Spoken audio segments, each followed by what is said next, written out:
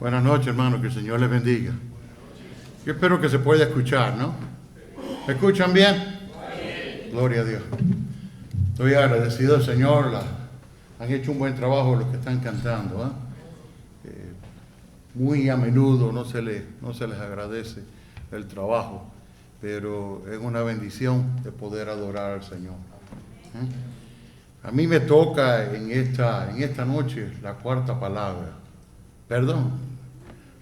Y vamos allí, no sé si tienen sus Biblias abiertas o no, pero quiero que vayan conmigo a buscar un versículo que no es el que se me dio. No se preocupen, Rafael, no voy a predicar otra cosa. Pero en primera de Juan 1:15 dice: este es el mensaje que hemos oído de él y os anunciamos: Dios es luz y no hay ninguna tinieblas en él. Dios es completamente santo y no puede estar en presencia del pecado.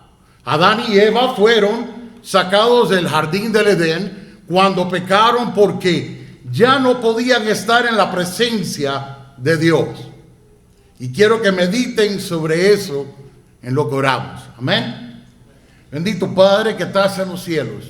Gracias, Señor, te doy por esta noche especial, porque nos da, Señor, la bendición de poder compartir tu palabra. Señor, obra en medio de nuestros corazones. Abre nuestro entendimiento y dejemos, Señor, que tu palabra nos transmita, oh Señor, el mensaje que tú quieres que escuchemos de tu parte. Por tu Hijo Jesucristo pedimos todo. Amén. Hay tres términos en esta noche que quisiera destacar. Y el primero se ve en el versículo 45. Si van allí a Mateo conmigo, 27, versículo 45, bueno, yo le agregué otro, 45 y 46. Vamos agregando un poquito más. Y el primer término que quiero que escuchen es la oscuridad física. Y escuchamos eso, oscuridad física. Y dice la palabra del Señor, versículo 45. Y desde la hora sexta hubo tinieblas sobre toda la tierra hasta la hora novena. Cerca de la hora novena, Jesús clamó a gran voz diciendo: Elí, Elí, lama sabactani. Y esto es: Dios mío, ¿por qué me has desamparado?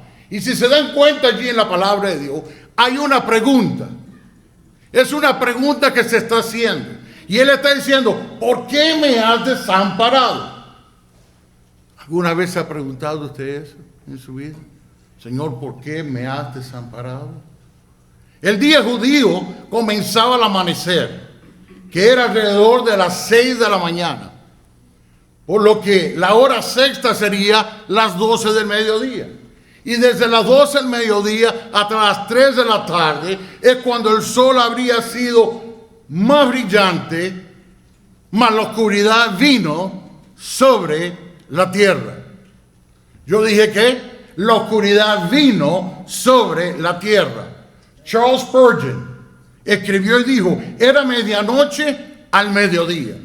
Esta oscuridad era una oscuridad sobrenatural, porque había luna llena en la Pascua, por lo cual no podría haber sido un eclipse solar, y la duración de la oscuridad era mucho más larga que un eclipse. Así que eso no pudo haber sido.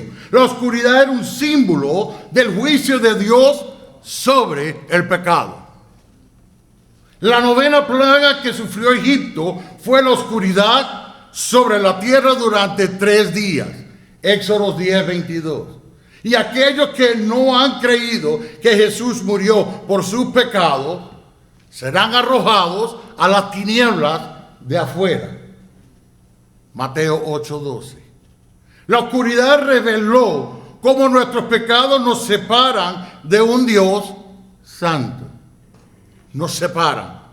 En Isaías 59:2 dice: pero vuestras iniquidades han hecho división. Ha creado una división entre vosotros y vuestro Dios. y vuestros pecados han hecho ocultar de nosotros su rostro para no oír. Él ha ocultado su rostro para no oír. Por eso a veces nosotros oramos, pero no escuchamos. Señor, ¿qué está sucediendo? Estoy clamando a ti, pero no oigo respuesta. ¿Entiendes allí lo que la palabra nos está diciendo? Elí, Elí, lama sabactani. Dios ocultó su rostro de Jesús y hará lo mismo con aquellos que no han recibido el sacrificio de su Hijo en la cruz.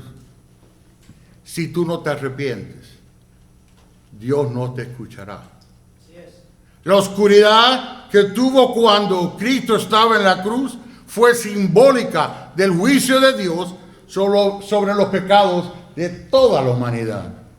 La oscuridad aquí representaba el juicio de Dios sobre Cristo, que estaba llevando los pecados del mundo sobre él mismo mientras moría allí en la cruz. En sí, muriendo en la cruz por ti y por mí. Porque fueron nuestros pecados los que lo llevaron a él allí a la cruz. Primera de Pedro 2:4 nos dice: ¿quién llevó el mismo nuestros pecados en su cuerpo sobre el madero, para que nosotros, estando muertos a los pecados, vivamos a la justicia, y por cuya herida fuiste sanado? ¡Qué precioso! Las heridas de nuestros corazones son sanados ¿por quién? Por Él. Él ve allí las heridas, las grietas que se han abierto en nuestros corazones, y Él viene y pone el bálsamo sobre nuestros corazones. Él es un Dios misericordioso. Cristo mismo llevó nuestros pecados sobre su cuerpo y en la cruz, y Él allí tomó nuestro lugar en la cruz. Murió como nuestro sustituto para que pudiéramos ser ¿qué? Perdonados de nuestros pecados. Simplemente. Y aquellos que confían en Cristo para la salvación de sus pecados han sido rescatados de las tinieblas y son parte del reino de Dios.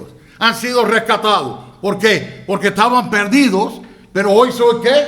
Encontrados. Hoy forman parte del reino de Dios. Y allí, cuando nosotros vamos en la palabra de Dios en Colosenses 1:12 al 14, con gozo dando gracias al Padre que nos hizo aptos. ¿Para qué? Para poder participar de la herencia de los santos. ¿Cuál es la herencia? La vida eterna. La herencia de los santos en luz. Los que están ¿qué? En luz, no en oscuridad.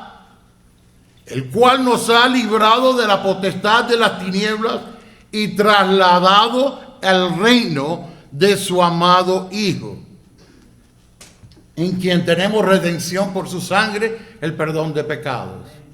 Cristo nos ha liberado del dominio de las tinieblas y nos ha transferido al reino amado de su Hijo Jesucristo. El segundo término que quiero que recuerden es que hay una separación espiritual. Lo primero fue la luz, una oscuridad.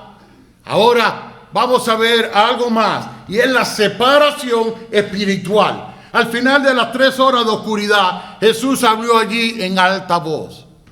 Su angustia personal podía ser escuchada por todos los que estaban alrededor. Allí, como dijo el pastor Warner, cuando él decía allí: Padre, perdónalos. Él quizás lo estaba diciendo allí en su mente, quizás lo estaba murmurando, pero los que estaban a su alrededor estaban escuchando. Al igual que ustedes hoy están escuchando. Gloria al Señor. Jesús citó Salmo 22:1. Ahí está. Donde David expresó su sentimiento de ser abandonado por Dios, que había permitido que sus enemigos lo atacaran. Y él sintió que se iba a morir. Aquí en la cruz Jesús exclama en gran voz, dice estas 3 palabras: Elí, Elí, lama sabactani, que significa Dios mío, y fueron habladas en hebreo. Fueron habladas en hebreo Porque esta última palabra, sabactani, significa me has abandonado. Y esto fue pronunciado en arameo, que expresa la separación espiritual. Él quería estar seguro que todos los que estaban allí a su alrededor pudieran escuchar y entendieran lo que estaba sucediendo. Para que no hubiera equivocación, Jesús pronunció estas tres primeras palabras en hebreo para que los judíos supieran claramente lo que estaba diciendo y que estaba citando el Salmo 22:1. Al citar el primer versículo, Jesús revela cómo este salmo apuntaba más allá de la experiencia de David y su muerte allí en la cruz. Esta declaración es la más sorprendente de las 7 declaraciones allí, en mi propia opinión. Las otras 6 declaraciones fueron sobre su sufrimiento físico y fueron dirigidas a perdonar o ayudar a otros. Esta declaración era acerca de su relación personal con Dios, que había existido desde la eternidad. ¿Cuántos de los que están aquí tienen una relación personal con Dios? Si tú no la tienes, Dios quiere tener una relación personal e íntima contigo. Él quiere que tú entregues tu corazón y Él está listo para recibirte. Elí, Elí, lama sabactani significa mi Dios, una declaración de su relación con Dios. Dios fue el Padre de nuestro Señor Jesucristo desde toda la eternidad. Nada de lo que sucedió a Jesús pudo haber cambiado su relación. Y alguien dijo allí que fue un grito de angustia, pero no de desconfianza. Un grito de angustia, pero no de desconfianza. ¿Por qué? Porque su relación entre padre e hijo no cambió cuando Jesús vino a la tierra. Juan 10:10 dice, Jesús mismo dijo, yo y el Padre uno somos. Uno somos. Su gran sufrimiento no cambió su relación con Dios. Mateo 26:39. Cuando leemos allí, Jesús oró en Getsemaní. Y yendo un poco adelante, dice, se postró sobre su rostro, orando y diciendo, Padre mío, si es posible, pasa de mí esta copa. Pero no sea como yo quiero, sino como tú. El sufrimiento que Cristo estaba experimentando era más que la dolorosa agonía física de ser crucificado. Y allí quiero que entiendan esto. También estaba sufriendo la separación espiritual, como comenzó diciendo el hermano Ricardo. Una separación espiritual y personal de su Padre Celestial. Fíjense lo que dice Isaías 53, 5 y 6. Mas el herido fue por nuestras rebeliones, molido por nuestros pecados.